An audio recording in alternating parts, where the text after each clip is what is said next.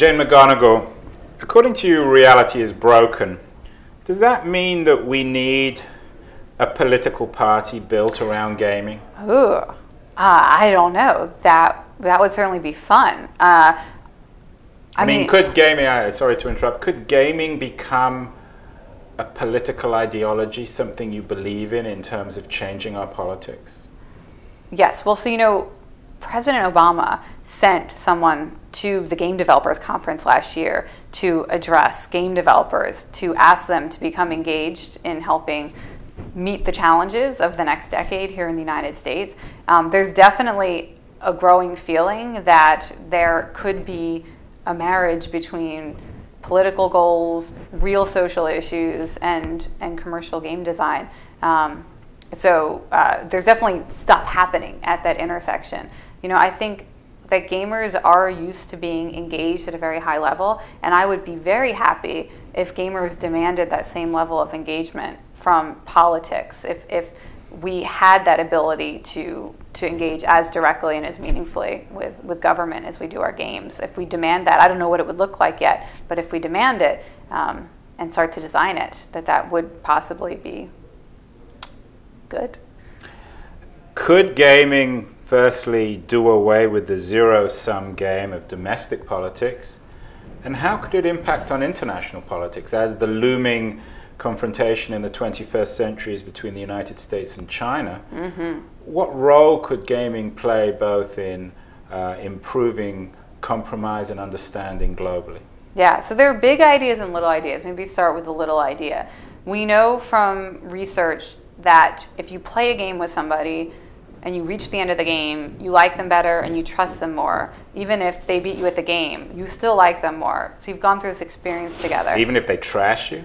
Well, if they trash talk you at the end and they're really mean, then it does sort of cancel it out. But if they just kind of tease you, it actually makes you closer because you allow yourself to be humbled and they feel superior and therefore they like you because we like people that we feel superior to. Mm. And then you like them because they like you and we like people who like us. So it's this really interesting, virtuous circle that you can only screw up if you're a total jerk. So, and so anyway, playing games with people from other countries does seem to be a potential way to develop a sort of bottom-up sensibility of being more connected, of being on the same side. At Social Chocolate, we're looking at a way to design online social MMOs that can be played regardless of language, and so you could play with people from all over the world in cooperative settings. And you'd have to take that a very long way to eventually get to a Nobel Peace Prize. But I like the idea of starting to create just a general perception that we're all playing the same game. It's a metaphor, but if you spend enough time really cooperating online with people from other parts of the world, it does create that sense of being connected, that there's not just an us against them. If life did indeed become this giant game, what would we lose? What would we lose? Well,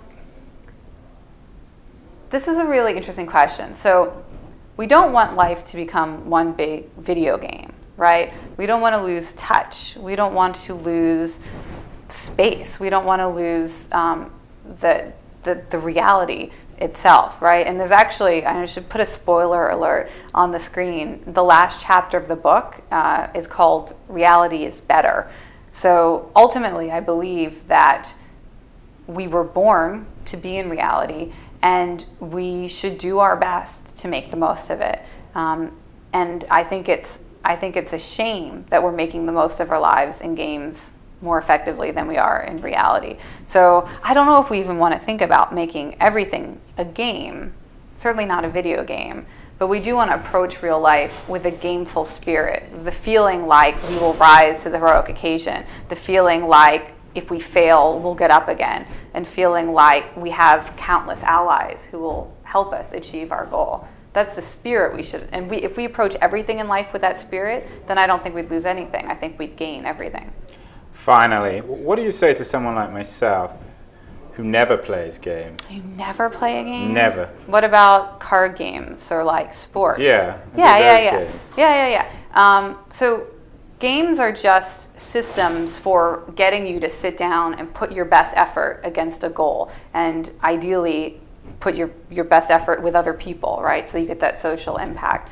There are some really great video games and computer games that give you a scale of that maybe you haven't had before. So if you can go online and have that collaborative experience with 250 people, that's a certain kind of feeling that could be worth having.